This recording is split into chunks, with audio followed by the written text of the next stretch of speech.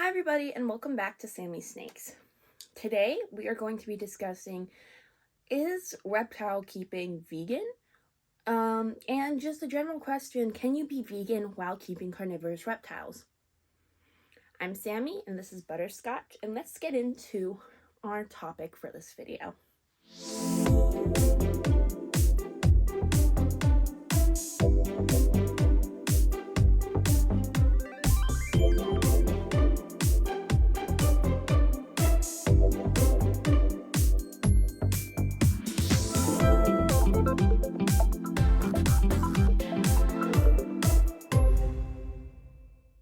So in a few vegan Discord servers I'm in and a few reptile owner Facebook groups, I posted a survey link to a Google form that I created to gather many people's opinions on if they think keeping carnivorous animals is vegan, if they keep keeping exotic pets is vegan.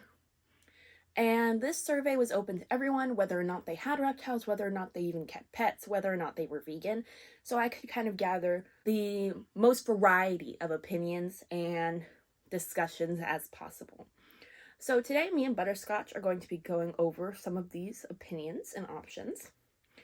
Butterscotch has not been handled in a hot minute because he is going into shed soon.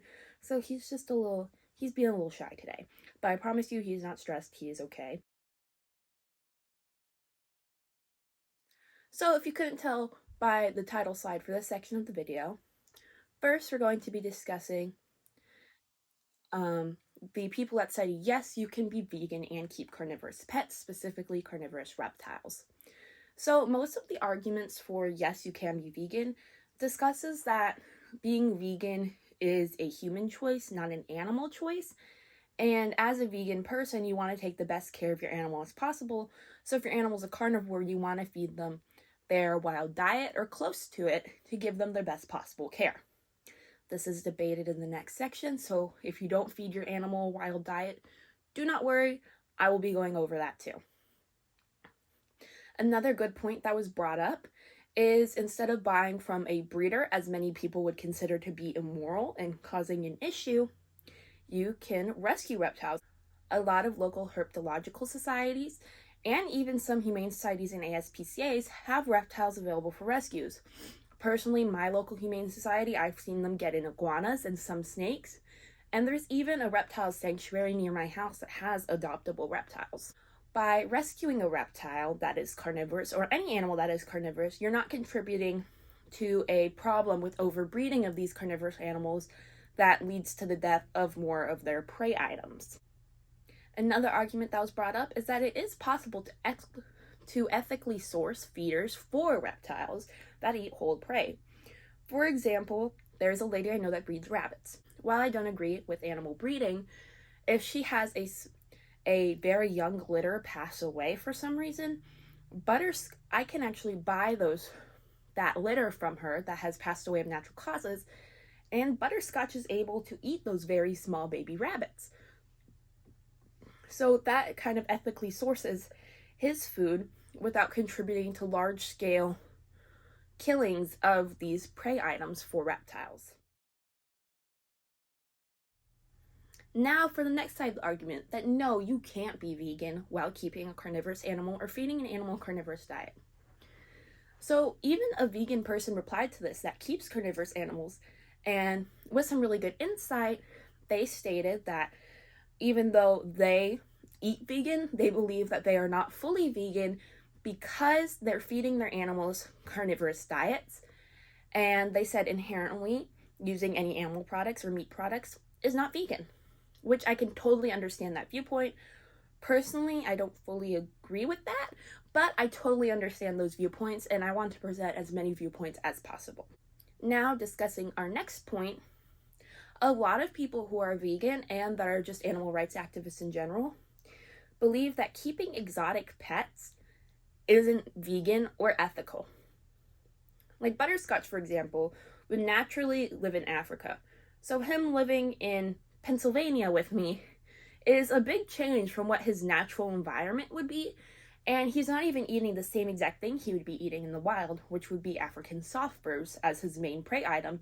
Instead, here in captivity, he is eating rodents, like I said, young rabbits that pass away, or small mice. So a lot of people believe that breeding these animals in captivity and also removing them from the wild for breeding purposes and to sell them as people's pets is very immoral and wrong.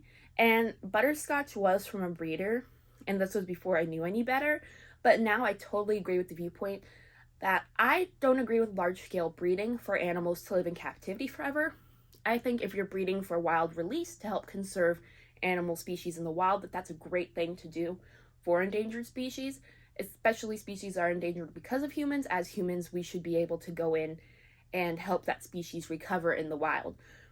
But let's say if you look at ball pythons, for example, there are so many ball python breeders, and there are thousands of ball pythons being sold every day, and thousands of them not getting proper care and dying in captivity because somebody bought them without knowing how to take care of it properly. So I firmly believe that rescuing is always, always, always a better option than buying from breeders or buying from a pet store in general. Another note a lot of people made is that some people who breed feeders, that even if they humanely euthanize them, some people don't take care of their feeders. There are some people who take great care of their feeder animals, such as Snake Discovery, who has a whole video showing their setups of how they breed mice and rats for their reptiles. But there are a lot of people who take very, very poor care of their animals that are meant to be feeders, including even insect feeders. And inherently, if you're buying from somebody who is breeding these animals to be eaten by other animals, and they're not even taking decent care of them while they're alive, that's definitely not vegan or a vegan practice. So that's another argument that was brought up when we look at veganism when keeping carnivorous animals. Can carnivorous animals be on plant-based diets? Well, there is some research that shows that this is bad for the animals, and some research that shows this is good for the animals. If you're going to change your animal's diet in any way, shape, or form, I would always consult with your animal's veterinarian. Even if you're just changing their food to a different brand, it is always important to consult with a veterinarian before changing your animal's diet. So that type of thing is up to your discretion and what you and your veterinarian discuss.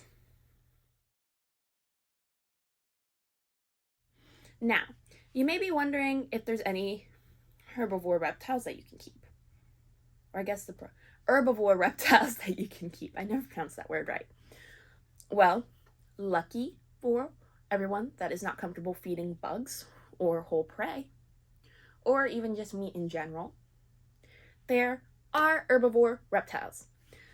So the main herbivore reptiles that I'm going to bring up are iguanas, crested geckos, uromastyx or spiny-tailed lizards, and most tortoise species. So a lot of tortoise species do great and thrive off of eating various salads with leafy greens. And personally, when I used to have a wood turtle, while I did also feed him bloodworms and mealworms to supplement his diet, he did great with dark leafy greens, some fruits in there, and some various vegetables such as carrots, which is very similar to what a tortoise would eat. Green iguanas, uromastyx, also eat salads, which is really great for somebody who wants a fully herbivore animal that even doesn't eat insects, because they're only going to be eating this salad mixture you're giving them. Another herbivore animal that eats slightly different is a crested gecko. Crested gecko food typically comes in little pouches as a powder that you mix with water, and they kind of drink it up essentially. And the powder is typically made out of fruits and vegetables, and there's tons of different flavors. There's watermelon flavors, banana flavors. I even use the pouch food to give to my isopods sometimes. Now, if you're not into reptiles and you just want an herbivore animal in general, there is a long list of options. So not all these animals I know care about, so we're just gonna kind of go through all of them really quick and discuss these various options. So first off, we have most rodents. So hamsters, rats, mice, rabbits, guinea pigs, even larger rodents like a capybara. Obviously, I don't recommend having capybaras as a pet. But anyways, all of these animals can thrive off of fully plant-based diets. Even if some in the wild are more opportunistic feeders and will eat meat, a lot of times in captivity, they can survive off of solely plant-based diets. For example, hamsters, typically in captivity, are fed seed mixtures. Most often, my hamster is fed seed mixtures as well as some different pellet foods and some fresh fruit and vegetables as well as some treats. But that is one group of animals that is an herbivore group that you can keep as a animal companion. Another list of animals is livestock animals.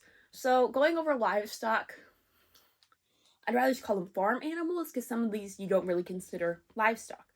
So starting off, we have cows, we have horses, pigs, goats, sheep, llamas, camels. The list goes on, but all of these animals are herbivores and make really great pets sometimes. You also have animals like parakeets, which can survive off of plant-based diets, but it's also sometimes recommended to feed your parakeets eggs, so it's not necessarily vegan, but they're not eating meat. There are not many bird species that are fully herbivores that you can keep as pets, so that's really something to keep in mind if you're interested in getting a bird, because most of the time their diet will be supplemented with some form of insect. Thank you everyone for watching this video. I'm sorry if it's kind of all over the place. I was kind of in a rush to film this and get it edited and get it out there because so many people that replied to my survey were waiting for this video. So I'd like to point out, as I said in the beginning of the video, that my survey was open to everyone, but only about 20% of people who filled out the survey didn't have pets. And out of the people that did have pets, only about 20% didn't have a naturally carnivorous pet. So I just want to say that a lot of majority of these people do know about animals and what they're talking about, and even those that didn't have pets or carnivorous pets knew what they're talking about. A lot of these people are very smart, very educated, and put a lot of research into their knowledge on animals and their eating habits. And I really appreciate everyone who filled out my survey.